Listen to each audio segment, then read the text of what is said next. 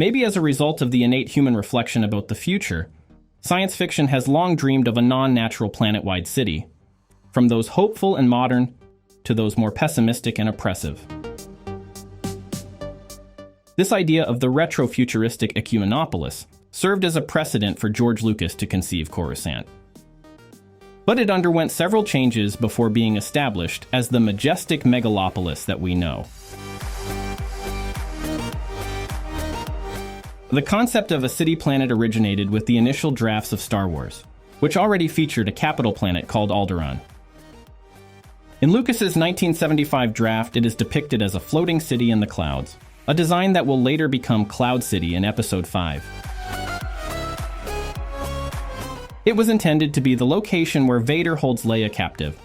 However, due to budget constraints, Lucas relocated the scene set on the Imperial capital planet to a more feasible space station, while the name Alderaan, formerly Organa Major, was given to Leia's home.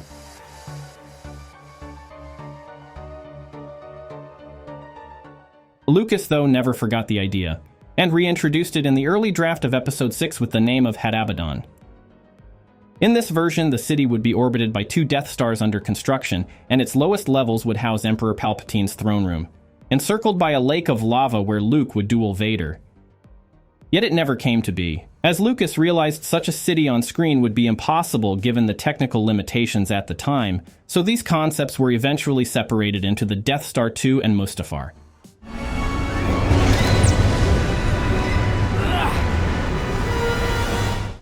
The capital was first introduced along with the villain Thrawn in the 1991 novel Heir to the Empire by Timothy Zahn, who named it Coruscant, a real word meaning glittering. And while we were starting to catch glimpses of it in some media, it was not until the 1997 special edition release of Return of the Jedi that Coruscant was first seen. George Lucas decided to include the planet in the final celebration scene as a testbed for how the experimental shots would play out. Despite considering several other names like Imperial Center, Lucas decided to go with the already established name and change the pronunciation of the English word. We're on our way to Coruscant, the central system in the Republic, on a very important mission, and it must be kept secret. Coruscant? Cut. Let's try it again. I'm used to saying Coruscant. All right. Not Coruscant. To create this symbol of power, the team used a combination of partial sets, miniatures, CGI, and matte paintings inspired by Ralph McQuarrie. They started with monumental and classic architectural styles, reminiscent of Earth's most crowded cities, but exaggerating the scale, so that what the audiences see is familiar but in a proportion that makes them wonder about the society living there. Indeed, one of the points Lucas wanted to make with the prequels is to show how democracies turn into dictatorships with the approval of the people. To this end, Lucas portrays Coruscant as the peak of human society, which is very reminiscent of an idealized future Earth. So when it falls apart and the audience gets to this moment, so this is how liberty dies, with thunderous applause. the impact of Lucas's message resonates even more. In Episode 1, Coruscant is mostly depicted from a distance, often seen through windows or during flying overs. We only get to see a glimpse of its different neighborhoods. In Attack of the Clones, the portrayal of Coruscant is expanded greatly with Dex's dinner and the speeder chase, in which Lucas gives us a tour going through the modern city, the older city, the industrial area, and finally getting down to a street level to a posh nightclub, in contrast to the Tatooine's cantina, which aimed to evoke an urban apocalyptic atmosphere in the style of Blade Runner.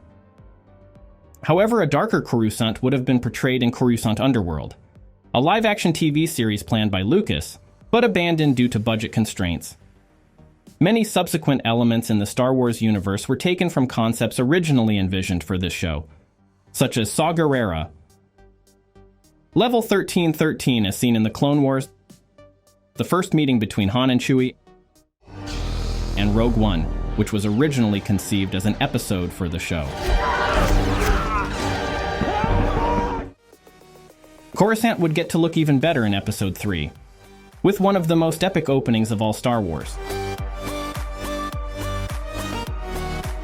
By this point, Lucas had transformed the city into another character, a means to convey ideas and emotions. For instance, through the use of geometry in space, with the Jedi Temple as a spiritual aerial place situated in one of the highest points looking down at the planet, countered with the cave-like dome for the Senate. Lighting and color also contribute to Coruscant's narrative role. This is very clear in Episode 2, in which blue and cloudy scenarios are predominant, setting the stage for the intrigue that unfolds throughout the movie. This leads to the ending of the film, where the color palette shifts to red, signifying the revelation of the Sith's plan and the beginning of the end for the Jedi. The shroud of the dark side has fallen. Begun. The Clone War has.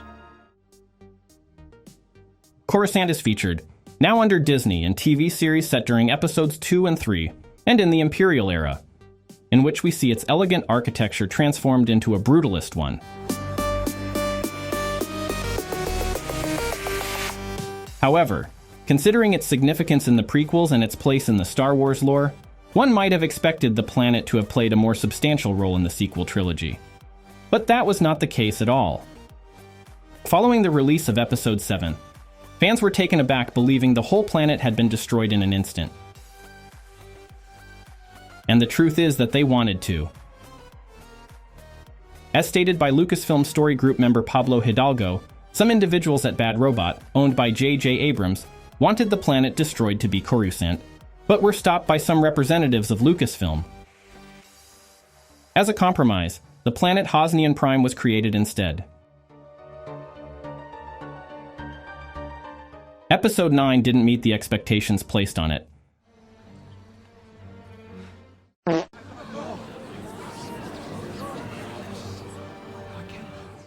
Leaving many to speculate about Colin Trevorrow's early version of the script.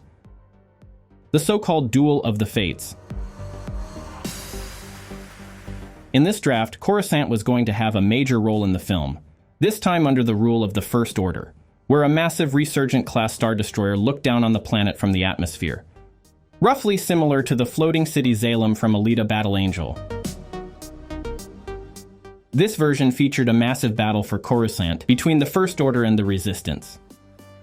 Whereas in the final movie, Finn led a charge atop a Star Destroyer riding space horses, in Duel of the Fates he led an epic revolution by uniting the citizens against the common enemy, and which would have left the city in ruins. Kylo's journey led him to the abandoned Jedi Temple, now overrun by giant wolves, and taking an elevator down to the temple's deepest level. Another difference is the way the Resistance calls for help.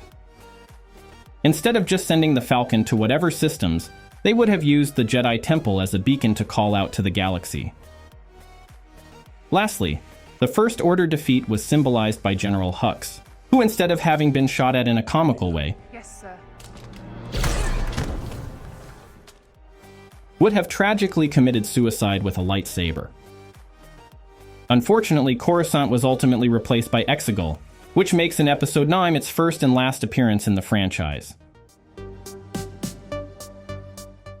All of this makes one wonder what the trilogy could have been under other circumstances, and shows the sequel's lack of world building.